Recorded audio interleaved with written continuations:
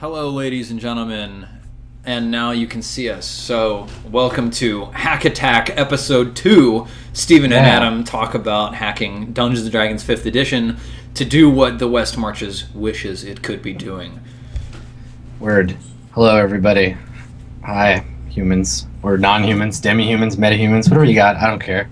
Abhumans, adhumans. Whatever sub-race you might be, we welcome you, even if you're a gully dwarf. You support gully dwarves?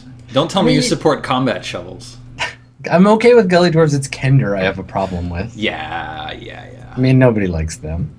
If you like Kender, I'm sorry. Yeah. No, Kender are the race you want to play if you want to play badly.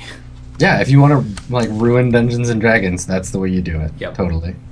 Cool. So I'm glad we agree on that. What are we doing here, and why are we here? Why are you here?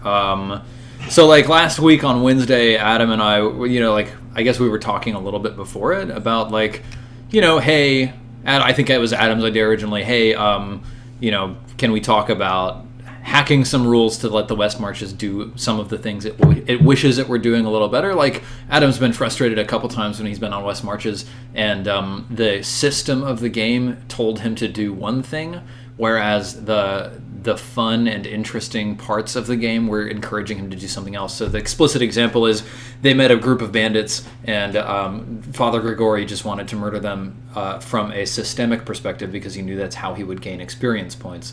But that's the only way I know how to murder, systemically. Yeah. Father Grigori is a systemic murderer. But maybe there are more interesting things to be done in the West Marches through not killing those guys. Maybe it would be more interesting to track them down or to converse with them or anything like that. So that's where some of this came from. Yeah, I mean, the purpose of the show, as far as what we've been doing lately, is explicitly we want to take 5th edition Dungeons and Dragons and we want to find a way to twist it and bend it and make it into a system that plays the way that we want West Marches to feel, both as players. I'm here to kind of rep the player side, and as GM, because you want a game that supports both sides. But the overarching purpose is to show that role-playing games are a modular technology, that there are interconnected pieces, some of them are more interconnected than others, and that you can modify a game to do the thing you want and not necessarily just play the game as written because that's what you have, right? I think that a lot of people end up having a miserable time with certain role-playing games because they're trying to run a game that isn't the game that they're playing already. Adam, are you telling us that system doesn't matter? System sure as fuck matters. You can just take whatever system you want, change a bunch of rules, and then have the fun you want to have. Well, that's who are you, right? And what have you done? What is this, April Fool's, Adam? What's going on? System doesn't matter. Everybody just play GURPS. Just go to town. You can play anything with GURPS. No, what I'm saying is that system matters so much that sometimes the only way to play the game you want is to take a game that's kind of like the game you already want to play and make it that way, right? You have this game that kind of does some stuff and you want it to do some different things. You can't just pretend that it does those and keep playing the game. And I think that this is a problem that Dungeons and Dragons in general suffers from. Yeah. Sometimes from a mechanical perspective, and sometimes from a branding perspective. And fans of Dungeons and Dragons suffer from it. They're like, oh, just play the political intrigue game in Dungeons and Dragons. No. Sure. Yeah, no problem. I mean, sure, you can do that if you really want to, but you might run into some challenges, like we've run into with the West Marches. I mean, yeah, I'm pretty sure Cersei Lannister is a level 40 wizard, right? Remember that episode of Game of Thrones where she's throwing meteors? Time stop, yeah, exactly. Yeah, totally. You can totally play that game. And so, I mean, to kind of just get us all on track in the same way, when we talk about system game design and we talk about the way that a game works, we're talking about the behaviors that players take in the game, how they're rewarded for those behaviors, and what they can expend those rewards on, and how it helps them to go back to the first point. I posted on Twitter, we'll post in the comments, I posted a imager link to that little experience flow, how the game, Steven's got it in the chat there, So the different stages of West Marches and how it plays. So we're going to be using that as our kind of core reference for the game. We talked a little bit in the last episode about things like what 5th edition is already doing okay for us, how it's getting in the way. How would do you want to try to summarize that? Should we talk about I've got where we're starting from? I've got our document open here, and actually, why don't I just go ahead and grab the link for our Google document, and I'll share that in chat also, so that you guys can just hop in and read the notes that we took last time. I think that's fun to be able to share that with everybody. So anybody with this link can view but not edit. Go for it. We talked about what the West Marches is about, and we identified what's called the game loop. So what are the things that you do and why do you keep doing them? So you explore the world in order to earn XP, treasure, and special stuff, special extra rewards. And you take that stuff and you spend it somehow, or you invest it somehow in order to advance either yourself as a character or you advance the world. So in the West Marches, what you do with that is you're building up Viriskali as a town that encourages you, or that enables you to go do more challenging things. So for example, Father Grigori unlocked a potions shop that is enabling any group that comes through the West Marches now to purchase potions, which will let them push further into the marches and explore more. We talked about some exit states from that loop. So if you die, then you're done. That loop no longer continues for that character most of the time. You can either change the world dramatically to a point where it's perhaps no longer a part of the loop that we were originally set out, or you can change your character. And that's kind of like if you ascend into some sort of other being, or if you go weird and you're no longer fit in with a civilization at all, then your character has changed to the point where they don't fit on that loop. Yeah, and I think you can exit the loop somewhere between the world and character change stage, where you become if instead of paying someone to open a potion shop, Grigori had quit to start a church or start his own potion shop, an apothecary, he could escape from that state, that current cycle. So it's a way to retire characters. And then we talked about how 5th Ed helps us, which is that it's Dungeons and Dragons, so everybody knows it. It's got fairly straightforward branching character progression. That's interesting, and it has a relatively detailed, straightforward combat system, and that's about it. That's about all that 5th does. I mean, go figure that the best branded, best marketed role-playing game in the world has good branding and marketing going for it. It's tropically familiar. Everybody knows the core touchstones. This is a problem with fantasy in general sometimes, and you'll see it's the first thing that people try to change when they want to personalize their game world. They'll be it's like D&D, but we have unicorn people, and you can be a scorpion centaur instead of a dwarf, and it's China Melville's really bad for this, in that his rejection of Tolkien, all it is just being okay, well, it's weird. It's we have frogmen instead of elves and dwarves, and we have bughead ladies. We should talk about themes and China Mieville, because I have interesting comments to offer on that. But that's not what today is talking about, because I could talk about that for 2 hours. Yeah, me too. So the other interesting thing about how 5e helps us is that it's a really focused game. And it's also perhaps interesting to note that the world's best, most popular role-playing game is actually, when you really look at what it does really well, it's really, really focused. Which I think makes a lot of sense. And then how does it hinder us? What's the problem with 5th Ed? 5th Ed is focused entirely on combat. That's basically the only thing that characters get better at on a regular basis. It's the only thing that has multiple sort of success or failure states, what do we call it? Degrees of success and failure. There's no degrees of success or failure in rolling an athletics check to climb a cliff, unless the GM spins it into an encounter that is different from written in the book. Right. That's a good point. I don't know that we necessarily covered that nuance or granularity in success or failure or engagement of the mechanisms in Dungeons and Dragons. The breadth of focus, the depth of field is very different. For anything but combat, we're looking at a very shallow depth of field. You're looking at binary success fail states. You're looking at do I diplomacize the king?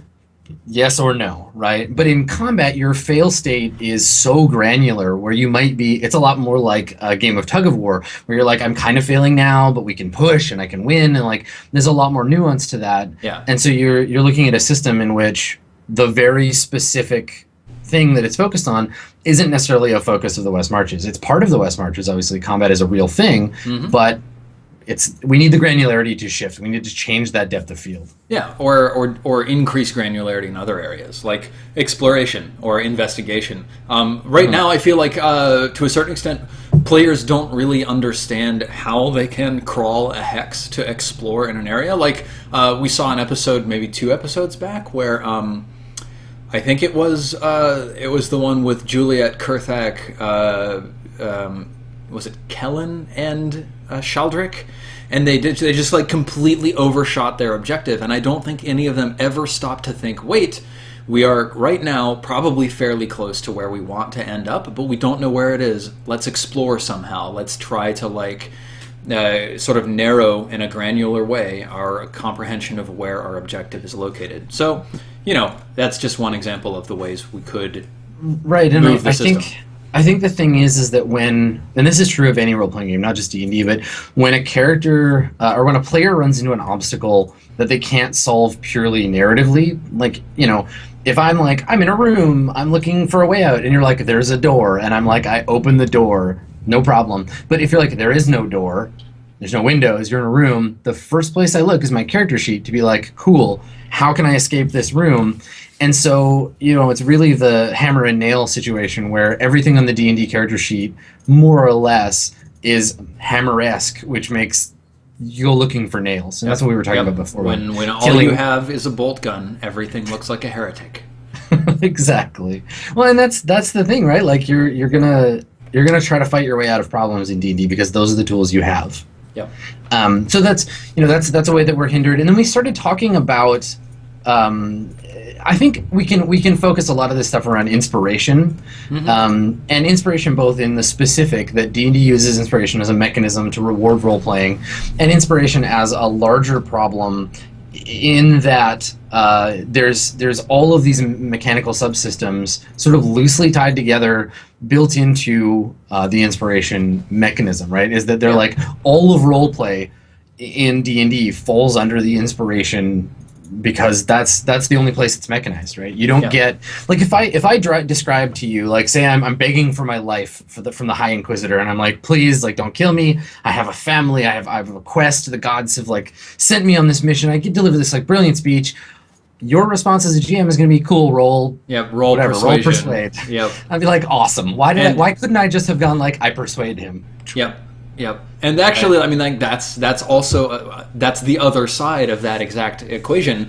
Many times, I'll be running a game of D&D, and people will say, "Well, I want to roll a stealth check," and I'd be like, "Okay, well, what is your character doing? How are they stealthing? Are you stealthy, Steven?" It's like, well, I roll a stealth check, and I just vanish into the shadows, like. It's a reasonable and understandable way for players to engage with the game, but it doesn't necessarily create compelling. Stories at the table. Other than the very mechanical, like, oh, I rolled a natural 20 on that stealth check. That was amazing.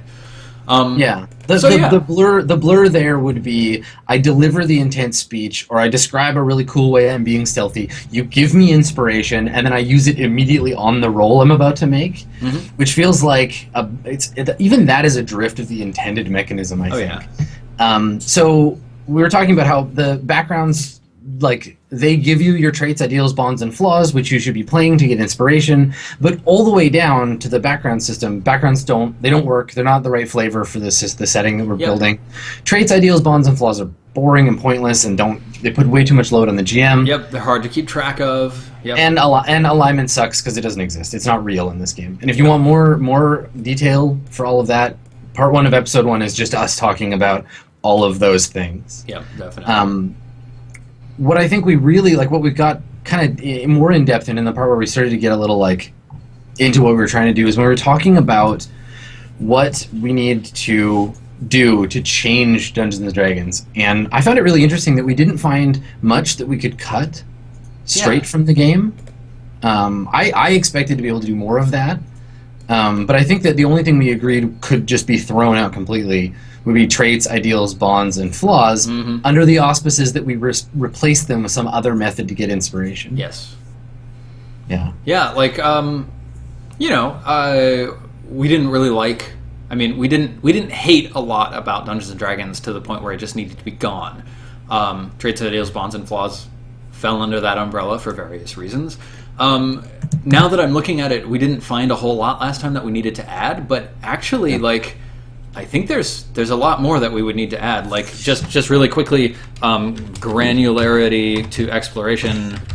Well, I mean, so this is the thing. What do we need to add? I think that we either intentionally or subconsciously avoided thinking about it too much because the answer is actually, like, a shit ton. There's a lot, like, I'm going to add one more here, which is greater emphasis on creative problem solving rather than combat problem solving.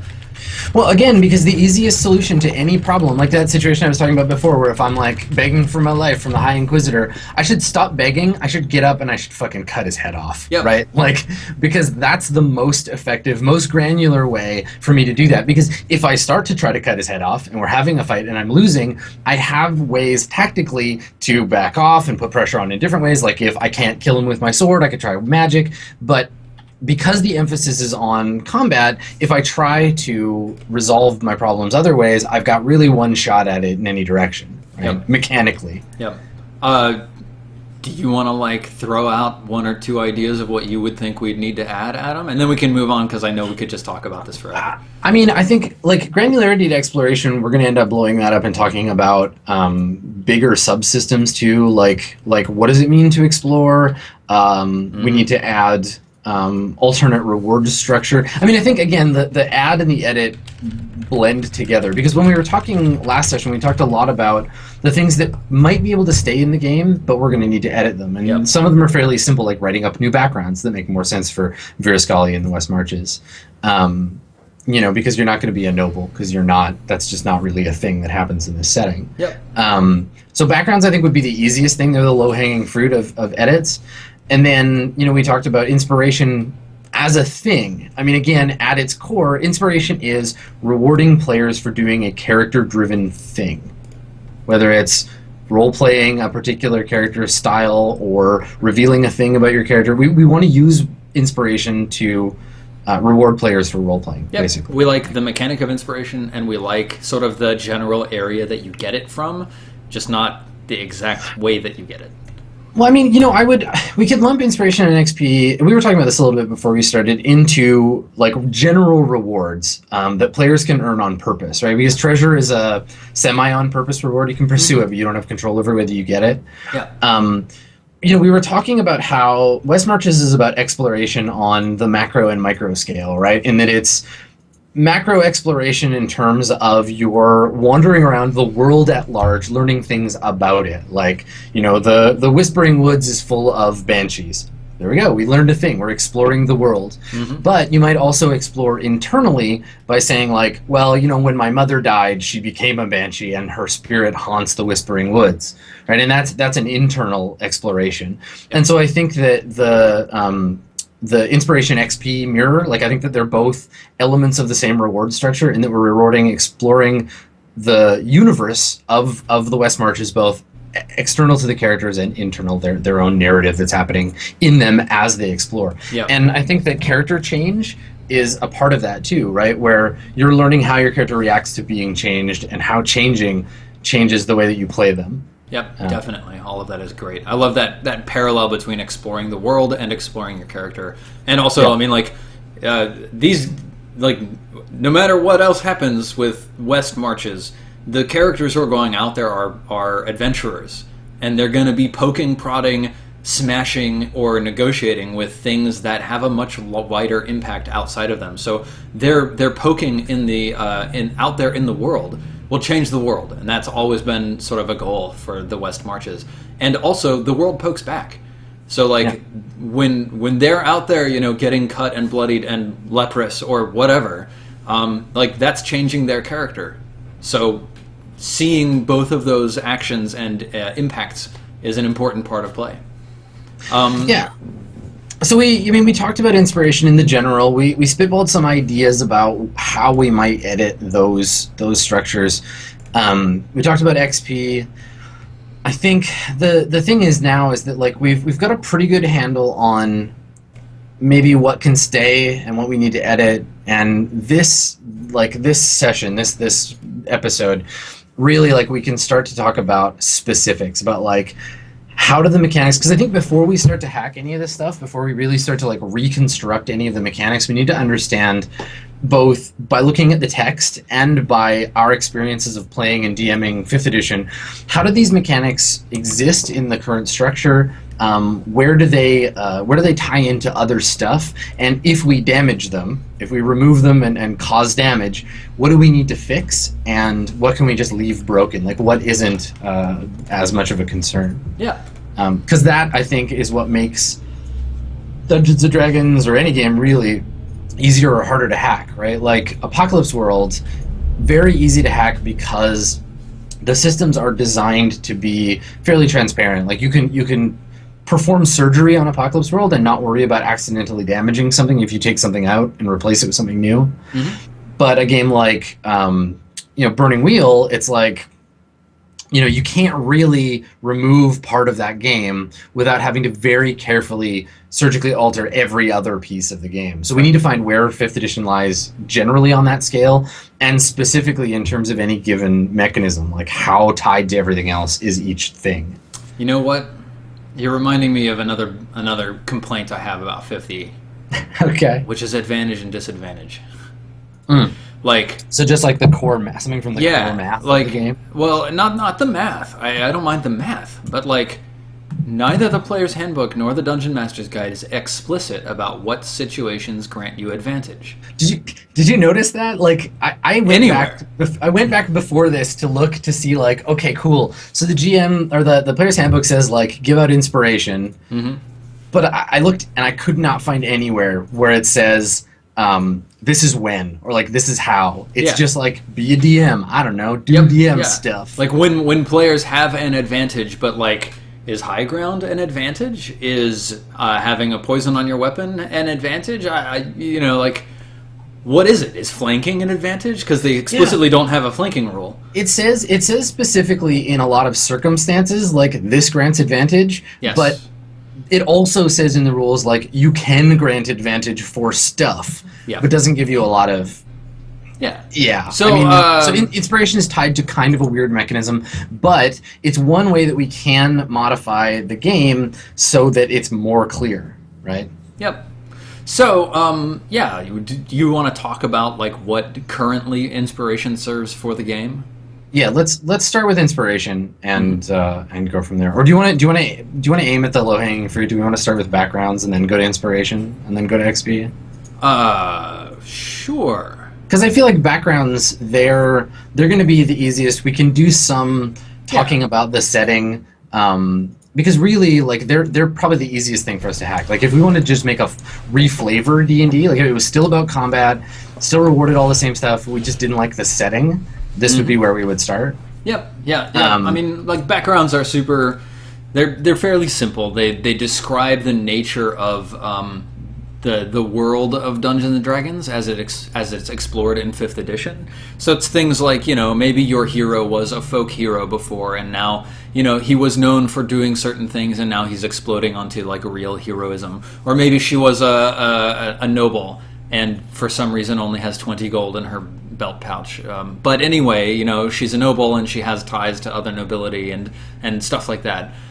So like, not only are they thematically wrong for the West Marches, because the West Marches is much more about like the sort of farm boy or milkmaid or whatever, like, who ended up finding a sharpened scythe and going out into the wilderness because they really didn't like their lot in life, and that was the only exit.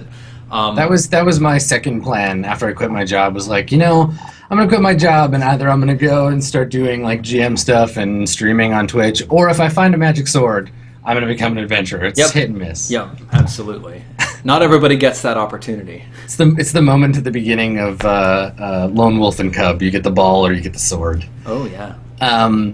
Backgrounds do a thing that You see this in Warhammer Fantasy. You see this in Burning Wheel. Really any game that uses character creation from like a life path set. Mm-hmm. So it's telling you what were you before you were an adventurer. It's giving you pre-built backstory. From a character perspective, it's helping you understand your character and like get ready to roleplay them, right? Because a level 1 fighter with no background whatsoever is just a collection of stats on a page. You might not have an idea. I think that the goal here is character-wise to drive you to be able to portray your character better. But like you said, it also does the thing where it creates implicit setting. Yes. So whether you're playing in the Forgotten Realms, or you're playing in Dragonlance, or you're playing in Dark Sun, or you're playing in Planescape, because it's in the player's handbook, it's in Dungeons and Dragons. So it doesn't matter if the GM says, you're playing a bunch of like rough and tumble mercenaries from the bad part of the world. This is the setting and stuff. Like, people are going to be driven towards picking things like soldier, but sages still exist, entertainers still exist. Like, people can choose it because it's an option from the player's handbook, unless you explicitly take that away. Yeah, I mean, you could say here are the player's handbook options available to you. Here are a couple more that I've written. These ones are not in the setting, that sort of thing. That's fine, and that's kind of what I would do for the West Marches, right? Well, I was gonna say, you know what that is though? Is like, that's hacking Dungeons and Dragons, right? Like, that's hacking. I talk all the time about how basically on even a moderately long timeline, every game master who's ever mastered a game becomes a game designer to some degree, and all you have to do is add and remove stuff from the game or tweak the way things already work, and this is the easiest place to do it in D&D. So if you're watching this and you're like, I want to run 5th edition, but I don't really like some of the backgrounds, and in my world there's these other things and I want to add some stuff. Backgrounds is the way to imply setting without giving your players a 500-page novel and being like, if this is my setting, read it, RuneQuest this shit. Yeah. Like, it's a way of saying these are your options as players, and because they're options to you, they exist in the world. Yeah. So what do you think? How would you want to drift the? Well, before we get to that, let's look at what backgrounds do, right? Like, what makes up a background? So I've got the 5th Ed Player's Handbook right here in front of me because I knew we would need it. So a background generally, it gives sort of flavor. So like, acolyte is a person who has spent his or her life in the service of a temple to a specific god or a pantheon of gods. Okay, so it tells you a little bit more about, like, in this background, in this generic D&D setting, what does that mean for what you used to do in your previous life before you became an adventurer. It gives you 2 skill proficiencies. Every background, regardless of where it is or what it comes from or what it does, gives you 2 skill proficiencies, and they always relate to the sorts of things that, like, you used to do in your previous life. So for acolyte, it's insight and religion, so you know how to read people better and you understand religion better. Many of them. So this just a thing that I think is interesting. The acolyte, again, like, because it exists and because of those 2 paragraphs of description, it implies a whole bunch of shit about the world, right? Yep. Temples exist, gods exist, pantheons of gods exist. There are people that serve them. They spend their life in temples. They're trained in insight and religion. Think about how different the acolyte would be if your skill proficiencies were like deceive and history instead. Yeah. Well, like, it even says explicitly, you are not necessarily a cleric. Performing sacred rites is not the same thing as channeling divine power. So somehow now we've established there's, like, magical divine power that some people can wield, but there's also this class of, like, religious sacred individuals who don't wield divine power. Also a very interesting distinction to make. Yeah. And then it, like, many of the backgrounds give you a language, or it's generally either languages or tool proficiencies. So, like, the entertainer gets proficiencies in disguise kit and one type of musical instrument. Generally, it's like you gain 2 proficiencies. It's either 2 languages, 1 language and 1 tool, or 2 tools. That's kind of what I'm seeing. Sure. Yeah. So they give us a skill. They give an advantage to characters for having them by implying certain skills they picked up before they became adventurers. Mm-hmm. Right. So there's a mechanical benefit there that if we were to cut backgrounds completely, the characters would be less skilled. Yep. They would be weaker. Yeah. So that's the thing you got to consider, right? Like, it's a tiny little piece of the game, but it's worth noting that we want to keep that if we want to maintain that balance. So whatever we do to backgrounds, we'll probably want to keep them structurally more or less the same. Just so you guys are, like, you know, seeing more behind the curtain of what we're thinking. Regular Core here says, you know, at Silent0siris, it's interesting because it makes you question, why didn't these guys get divine powers while those other guys basically lived in the same temple and did? Like, yeah, you know, this is interesting stuff, but maybe for you and your campaign, it's not the right questions you want to ask. Maybe you want your religious people to seem different. For the West Marches, maybe it doesn't make sense that you were an acolyte in your previous life. Who knows? You know, just because it's interesting doesn't mean that it's right for your game. Yeah. Because I agree. Like, this is an interesting question, but I'm not certain that it's... I mean, this is fine, but there are others that are definitely not right for the West Marches. Yeah, I think Acolyte fits, right? Yeah. But when we're talking about the structure of them in general, so I mean, you get equipment too, right? So equipment is just, and again, this has a mechanical effect because you start with a certain amount of stuff in the game, and if you were to take away this stuff, then the characters would be weaker or they'd be less capable of doing certain things. So it's good that we have this equipment. The equipment also tells you things about the world and the characters and their place in that world, because acolytes have holy symbols, they have prayer books, they have incense, they have all this priest junk. Yep. You notice that this implies that you're not an acolyte that's like given up or failed your religion, because like otherwise why you would still you have all the stuff with you. Yep. You have all your trappings.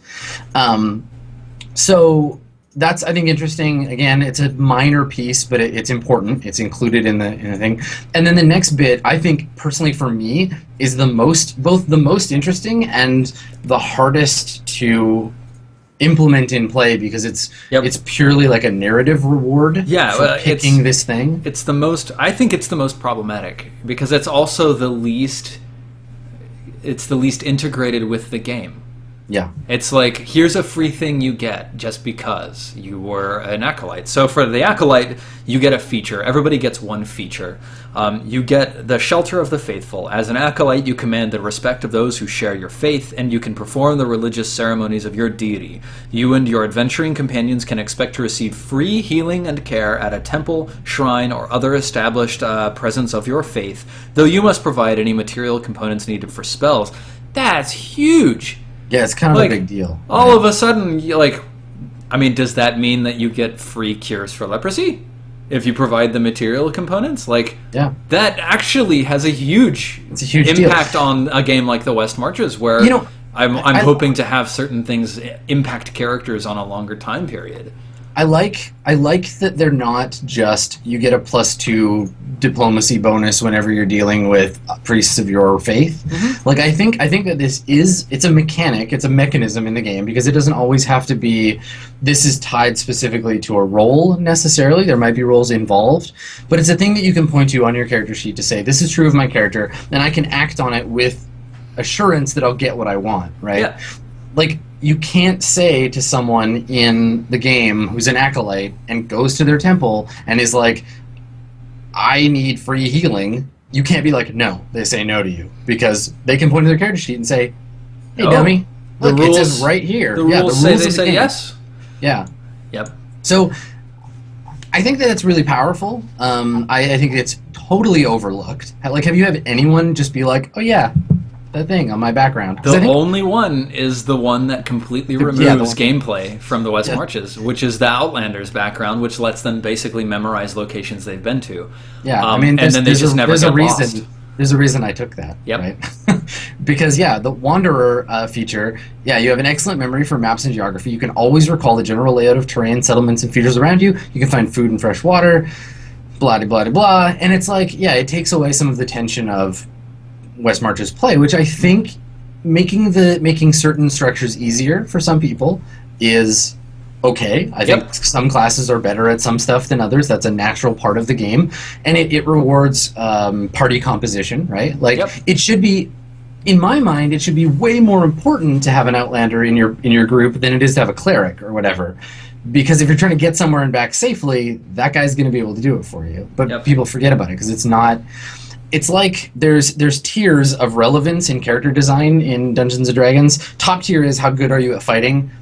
the next tier down might be something like this, where it's like, how good are you at everything that isn't fighting? Mm-hmm. You know? So, I mean, I think that on a mechanical level, those are fine, but the ones that stay will need to be tweaked based on the challenges of the game, because these are all written to assume that every sub-combat behavior is less relevant. Right? Yes. It's just not as important to the game. I mean, you don't care for it. The reason this is causing problems for the West Marches specifically is because we've elevated certain things to a much higher level of importance. So not getting lost in the wilderness is super important in the West Marches. Being able to find food in the wilderness is super important in the West Marches, because rations are a real thing that I want people to need to pay attention to. Being able to like super quickly and easily and cheaply get conditions cured off of you is also a big deal in the West Marches. Yeah. So yeah, just things to think. So about. I think that the first and then the last thing you get is a list of suggested characteristics. Now these I've never played a game where people didn't primarily pick from these lists or just roll. Mm-hmm. These are your traits, ideals, bonds, and flaws, which we've already talked about excising from the character and replacing with something else.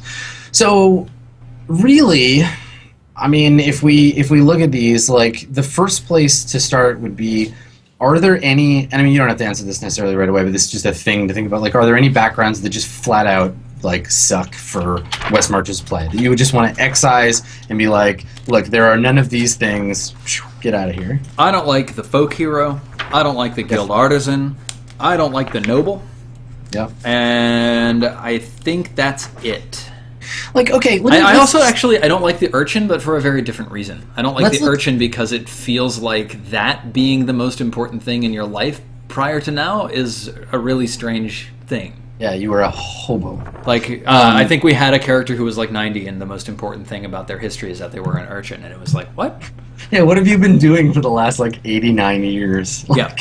You were born, you were an urchin, and then what? Oh, I was an urchin for 70 more years. Yep.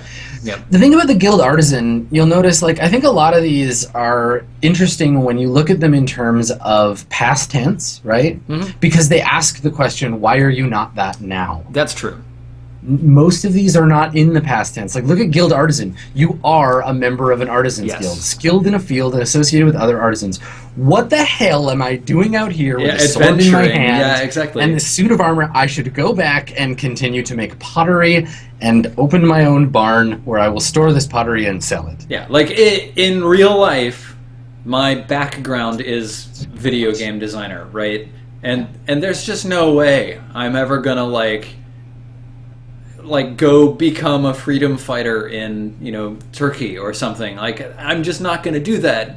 I'm going to try to work for an awesome video game company. I'm going to apply at Blizzard or something like that. That's the dream trajectory for me as a person. I think that the way it should look is if we're looking at this like people, your background might be nerd. Mm-hmm. And your class might be game designer. Yeah, right? Maybe so. Like because game designer is what defines my combat effectiveness. Right. Yeah. Exactly. Game designers get -5 to hit for everything. We have 1 hit point. It's not pretty. You don't want to see a bunch of game designers fight each other. But we can talk about ludonarrative dissonance. We could. That seems a little advanced for what we're getting at. But yeah, that's level 3. You unlock that at level 3. Yeah, it's a DLC.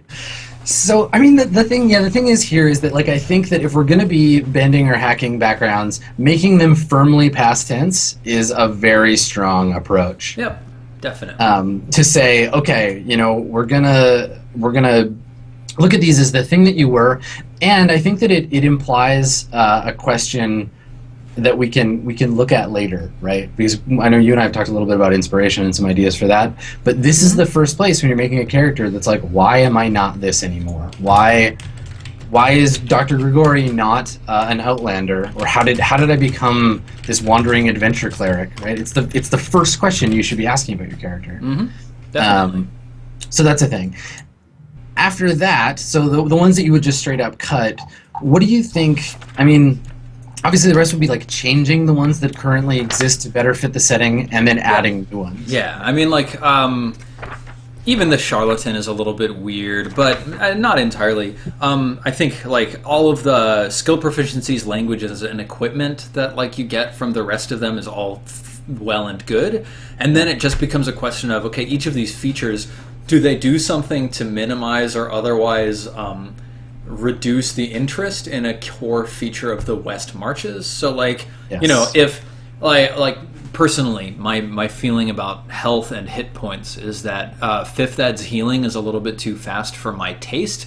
But that's an entirely different thing. We can talk about that later, because changing that is one of the reasons it's easy to start with backgrounds is because I don't think that backgrounds are very tightly linked with the rest of the game. So like the features that you get from backgrounds, they're just kind of this narrative thing that's pasted over top, and it just kind of invalidates other rules. It's just like, in this situation, you don't have to worry about rolling dice.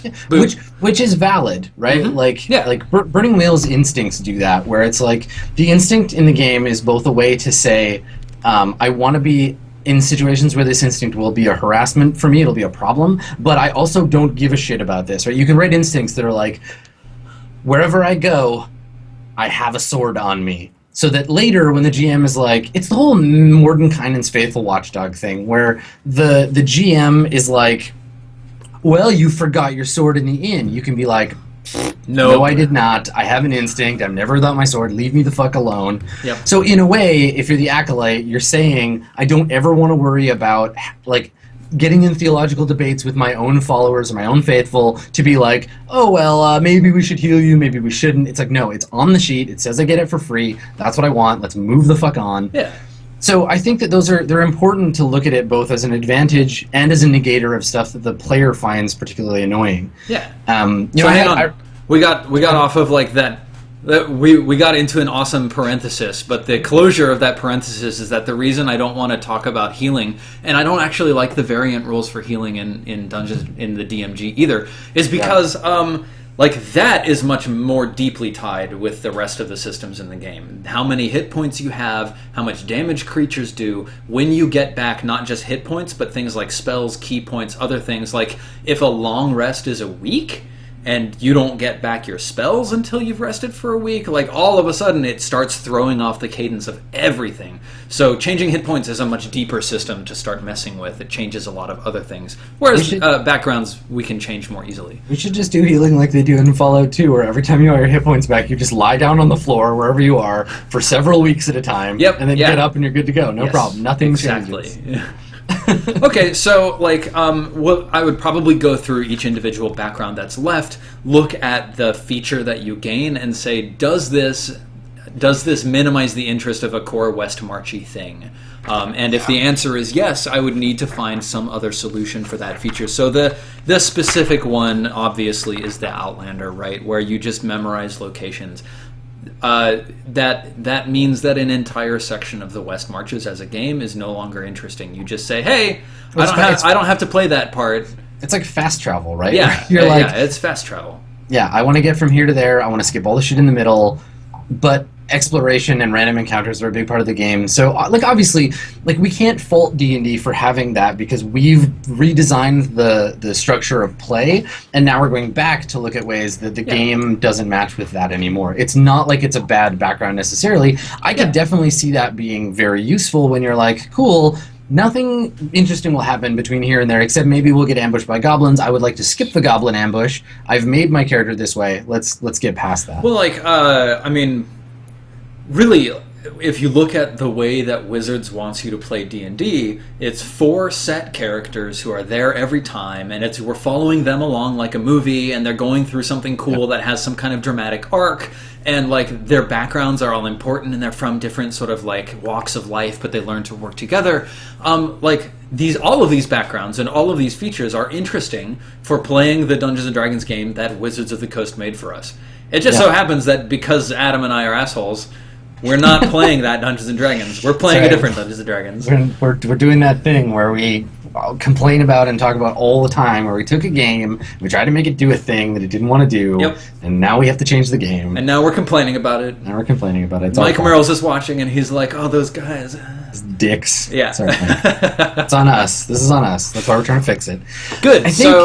Like, have we basically covered what we need to do for backgrounds? Yeah, I mean, I think we've got backgrounds more or less covered. I think the only question here is, how much do you want backgrounds to matter after you've made your character, right? Like, like if we look at, I'm going to just keep throwing Burning Wheel out there as an example because it's a good game.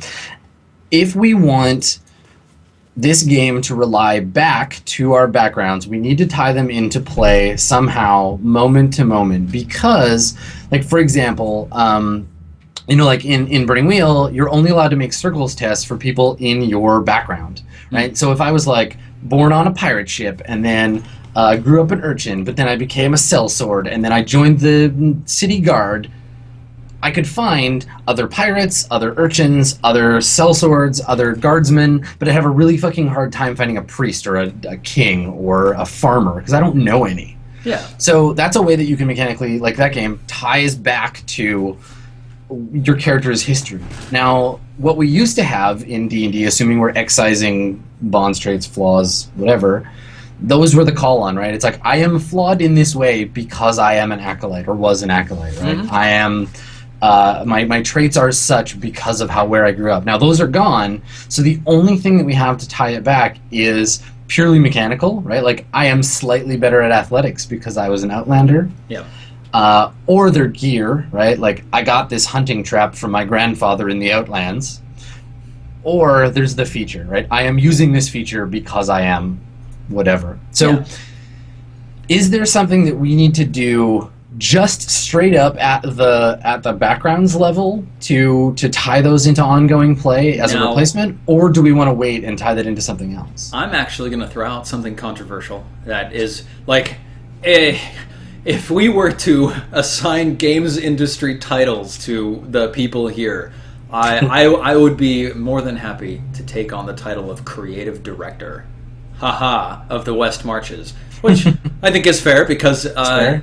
The game as such is modeled after my vision of how I would like players, like the experience I want players to have in the game. It's a completely valid. The tabletop games have creative directors. So it's fair for me to say, now hang on, wait a minute.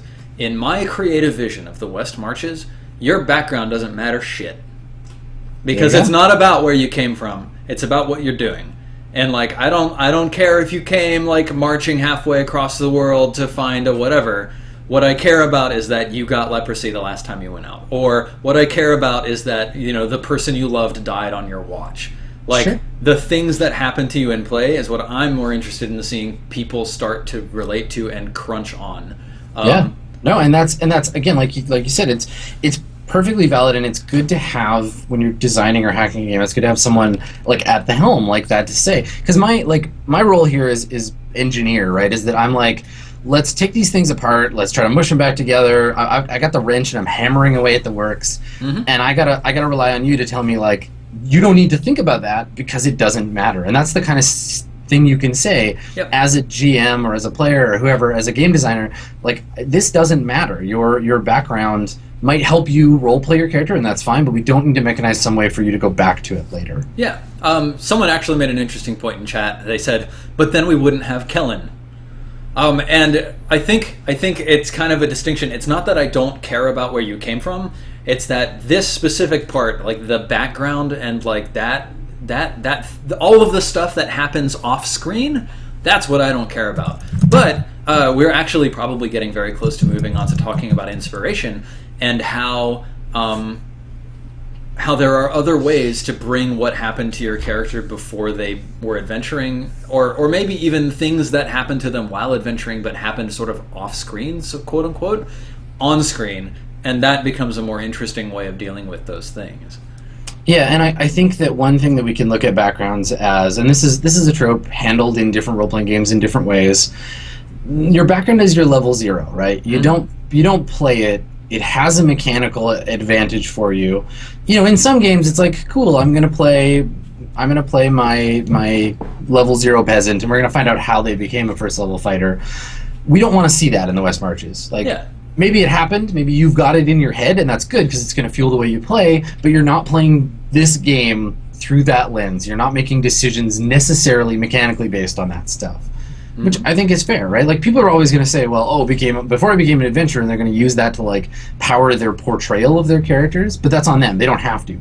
If you ignored the fact that you even existed prior to episode 1 of your time in the West Marches, you're still playing it right. You're still doing the game the way it was designed. Okay. Regarding backgrounds, someone else just asks, Lagag asks, if that's the case, why don't you just cut out the backgrounds and just do something generic, like pick 2 additional skills, start with 5d10 extra coins, and then ask them to write out how that relates to their background, like, you know, their personal history instead of background, because that's a capital B. Anyway, that's a perfectly valid way of changing the background system in order to accommodate something, but I actually do like the background system as a module that you add onto your character, because it gives you a set comprehension of things. It says, okay, it's a perfectly serviceable option. Yeah, it's a perfectly serviceable option if you want bland, flavorless mush for characters, right? Because people are just going to pick optimal stuff because they're playing a game, right? Like, they're going to pick optimal things and then try to justify them. Like, I have a religion and I have history because I'm a religious historian, and like, that can work if your players are invested in creative and want to make up that background. But also, analysis paralysis for brand new players is huge, right? Yes. And saying pick any 2 of these proficiencies, they're going to be like, shit. There's another problem with that. Like, that suggestion works really well for experienced players, and it works really well for people who already know what their character's background is. When they say, oh, I think I came from this place, and that means that I have a proficiency in sailing and animal handling because I came from afar and I had to ride a long distance to get here, that's great. But if I'm a new player and I don't really, and like, I have no idea what the animal handling skill even is, I don't know what that does, I'm not going to choose it, or if I look at that list, I'm going to have no idea what any of these things do. Right, because there are some skills that come up more often in play than others, unless the player who has that skill specifically seeks out opportunities to use it. So, like, one of the ways to make it easy for someone new to jump in is to say, you know, rather than pick 2 of these skills or pick these proficiencies or whatever, is to say, what were you? Were you a temple servant, or were you a blacksmith's apprentice, or were you a street urchin? And that's something that people just sort of hook onto in a very narrative way, and they're like, yeah, you know, I can see my character being that. And actually, interestingly, I think that choosing a background from a preset causes even the mechanically minded players to think slightly differently about their character. Yeah. And it causes them, I mean, like, even Kellen, like someone was saying, you know, if you remove... if you remove the importance of backgrounds, then you don't get Kellen. But if Kellen still chose a background as a capital B, like his level 0, and it was Outlander, then he still had the information to be able to say, yeah, I came from the wilds, my parents are in the wilds, they're doing something in the wilds, let's find out more about that. Yeah, I think that, like Fake Alex Blue in the chat mentioned, I think this is a perfect example. Like, backgrounds are nice training wheels for new players, right? Where it's like, you don't have to think, what would it be like to be this character? It's like, what does Outlander mean in this context? And like you said, mechanically minded players, like, I picked Cleric because I wanted to be a Cleric and because I knew I'm good at Dungeons and Dragons. I'm going to be playing with people who aren't. I don't want to rely on someone else to heal me, so I might as well just be the healer. Mm-hmm. And I picked Outlander because I wanted to win at the West Marches. So, like... But other people are going to just pick things because the less mechanically comfortable you are with the system, the more you're picking things based on this narrative idea of the character in your head. You're going to pick a creative thing. You're going to be like, cool, this looks like fun. I want to be a spy. Cool, I'm a spy from some faraway country who's like in exile. And then you start building up on this stuff. But if spy was never an option, you would never necessarily go down that path. You would look more to your mechanics. So I think, yes, they definitely need to exist.